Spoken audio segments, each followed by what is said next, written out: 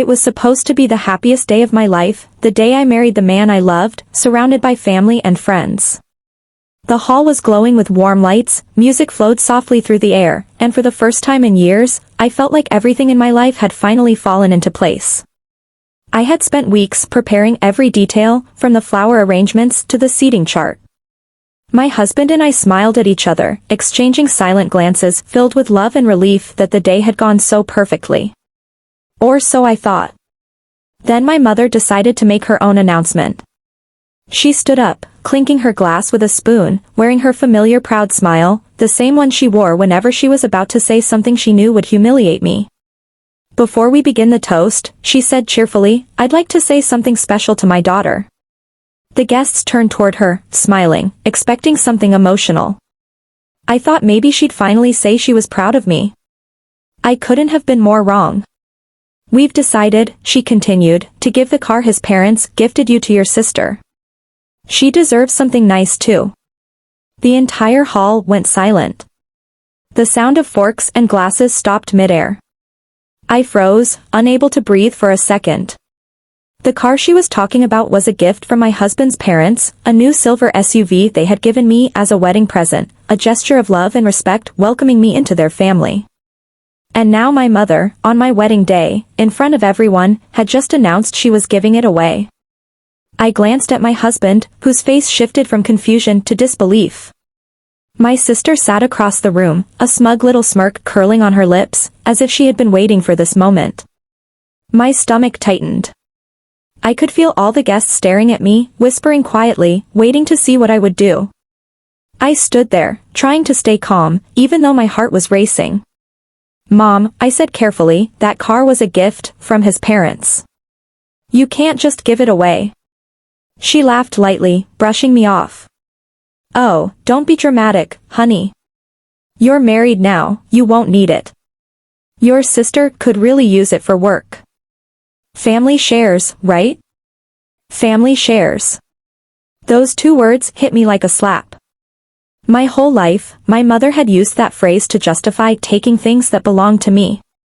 My savings from my part-time job in college? Family shares. My clothes and jewelry? Family shares. Even my private space was never mine.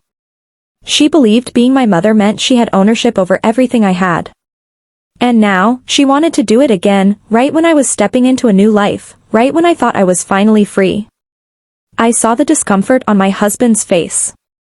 He had always been polite around her, but I could tell he was angry. His parents had given that car with so much affection. It wasn't just about money, it was about respect. My mother was humiliating me in front of everyone, turning my wedding into another one of her power plays. I took a slow breath, trying not to cry, and then something inside me snapped. I walked toward the DJ, asked for the microphone, and turned to face everyone. My voice was calm, but it carried across the entire hall. "I'd like to make an announcement too," I said, and all eyes turned to me. My mother's confident smile faltered. I looked straight at her. "I want to thank everyone for being here to celebrate this day with us. It means more than you can imagine.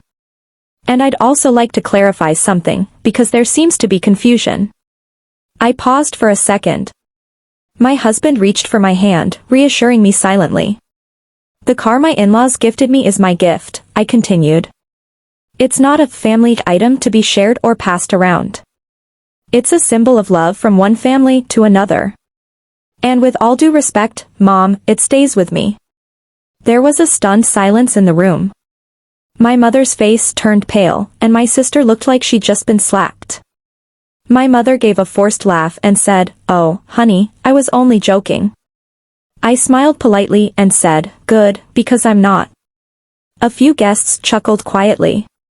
My husband looked at me with pride, squeezing my hand gently. For the first time, I didn't back down, didn't apologize for standing up for myself. That moment, in front of everyone, I stopped being the quiet daughter who accepted every insult and manipulation in the name of peace. I was done. Later that evening, while we were alone, my mother approached me, her tone suddenly softer. "You embarrassed me in front of everyone," she hissed. "You could have just gone along with it." I looked her in the eye and said, "For once, you got embarrassed instead of me. I think that's fair." She stormed off, muttering under her breath, while my husband wrapped his arm around me. "You handled that perfectly," he said, smiling. "It's about time someone stood up to her." I smiled back, a little emotional.